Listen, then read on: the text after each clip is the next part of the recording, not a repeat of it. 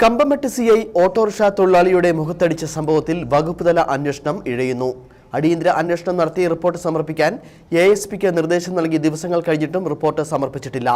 ആരോപണ വിധേയനായ ഉദ്യോഗസ്ഥനെ സംരക്ഷിക്കാനാണ് പോലീസ് ശ്രമിക്കുന്നത് എന്ന ആരോപണവും ശക്തമാണ്.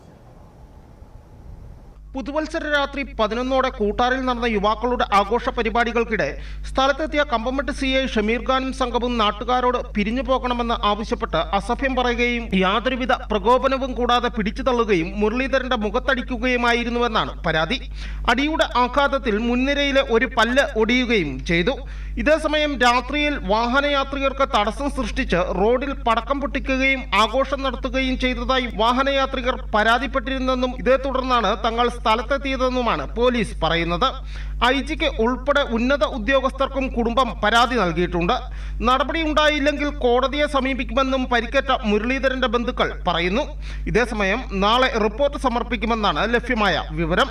സംഭവത്തിൽ പ്രതിഷേധം ശക്തമാവുകയാണ്. ഇന്നലെ BJPയുടെ നേതൃത്വത്തിൽ പോലീസ് സ്റ്റേഷനിലേക്ക് മാർച്ചും ധർണയും നടത്തിയിരുന്നു.